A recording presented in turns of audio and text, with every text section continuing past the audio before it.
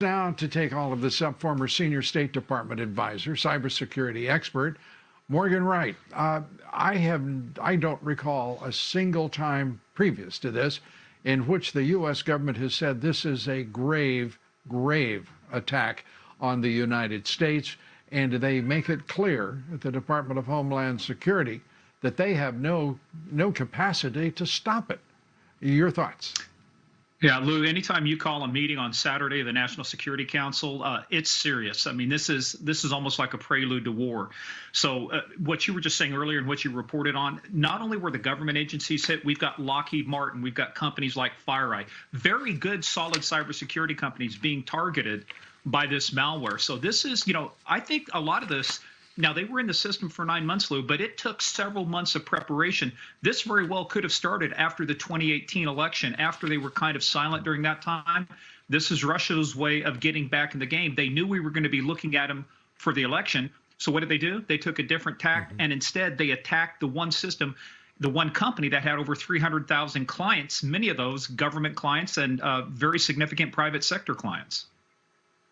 You're talking about SolarWinds? Yeah, SolarWinds, they have over 300,000 customers worldwide. They said, well, only a small portion, 18,000, were affected. Lou, 18,000, my goodness. We're talking 18,000 companies, many of those, like you were just talking about, nuclear agencies, the FERC. We've got the Treasury. We've got, many other government agencies. We've got private sector companies that do defense work, Lockheed Martin. This is not just something you say, it's just a minor thing. They exploited the trust mechanism that every company relied upon to deliver, like you said, these updates to patch the vulnerabilities. Instead, they were introducing new hidden vulnerabilities. They said, well, the updates are secure. Well, the updates weren't secure. They were securely delivered, but they contained a malicious payload that allowed them to exploit. We don't, at this point, Lou, we don't know how many. It could be hundreds. It could be thousands of companies. Those companies, all of them part of the military-industrial complex, all of them in the federal system with access to, as we've already been told, the nuclear stockpile, which means in this instance also very, very likely it means that our national laboratories have also been compromised. The fact that it's ongoing and that everyone is acknowledging, at least those who are speaking, that there is no fix here, quote unquote, and that right now foreign actors are in control of the U.S. networks and systems, the U.S. federal networks and systems. There's no other way to read this, is there? No, CISA already told Department of Energy, look, you're on your own. We don't have any bandwidth to be able to support you. This is beyond an all hands on deck. We don't even have the number of people it takes to respond to this. And Lou, I will tell you, looking at this has a lot of hallmarks, the trademarks of what Russia did to Ukraine December 23rd, 2015, when they launched the Black Energy malware. They took out 700,000 homes. They were practicing this in other areas. This is their kind of tradecraft. But there's another thing. The military calls it IPB, intelligence preparation of the battlefield. Russia, by getting into the FERC, by getting into the nuclear agencies, by getting into our government, and you said the military-industrial complex, they are assessing our capabilities, our strengths. They're looking at where's the U.S. going, what can they really do. And the FERC, the Federal Energy Regulatory Commission, they don't regulate the energy transfers, but they know where all the soft spots are. They know where all the vulnerabilities are. Russia now has got the entire playbook, if they want to, for example, how to take down the U.S. energy grid. And there was a change of doctrine in the Obama administration, I believe it was 2015, in which we declared as a nation that a cyber attack, and described certainly would be a perfect fit with this situation, that it would be considered an act of war. What in hell is the U.S. government doing waiting to respond? I hate to say it this way, but, even though we have all a good idea, 2 days after 9/11, 24 hours after 9/11, we knew it was al-Qaeda. We can assign attribution. They're being very careful, I think, at this point, but you've got to be more transparent. What's going on? Who's affected? What's affected?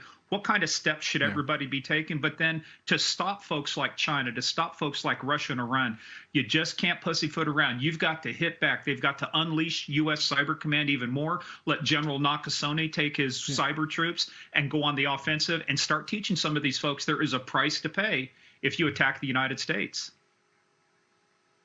or there is alternatively the other possibility that we simply lack that capacity and would have to respond in the physical world, not the virtual, to this attack and make the punishment. I don't know how you would make it other than an absolute destructive force in any way symmetrical to this assault on our systems. This is a cyber attack of nightmare proportions and apparently dimensions and longevity. Your thoughts as we wrap up here, Morgan? Yeah, the Russians are contesting this. Before, when you would find a bad actor in your system, they, okay, you caught us, we're out of here. This time, they are contesting the ability to remove them. That's why this insertion into the updates for SolarWinds, it is so hard. You cannot simply rip and replace all the software. It's either shut it off or cut it off, and neither one of those is a good alternative. I also want to put a point on one thing, too, as we wrap up here, Morgan, and I appreciate your time. We just heard from the former head of CISA that this was the most secure election in our country's history. This is the very same intelligence organization in cyber who had no idea that there had been a year-long, it looks like at least a year-long, attack that is still ongoing. And we're listening to him say this was a secure election. Are you kidding me? If this is the situation we're in right now with the entire federal government, what in the world are we to think of the evaluation of this former head of CISA on a secure elections? I mean, that would be a light effort compared to what they're doing right now. Am I wrong? It's been reported that Dominion Voting Systems also was a client of SolarWinds. So you start looking at where did the Russians go? What could they have done?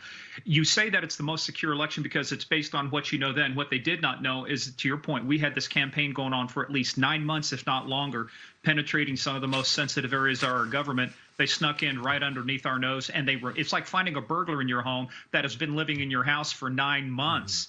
I mean, this is beyond just tragic, and we don't even know the extent of the damage. It will take weeks, months, maybe up over a year before we truly realize how bad the damage is from this attack.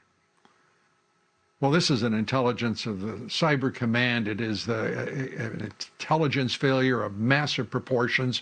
The potentiality of damage and destruction to this country is at this point inestimable. We hope it can be limited quickly. We suspect not. Morgan Wright, as always, your expertise is much appreciated. Thank you for bringing perspective.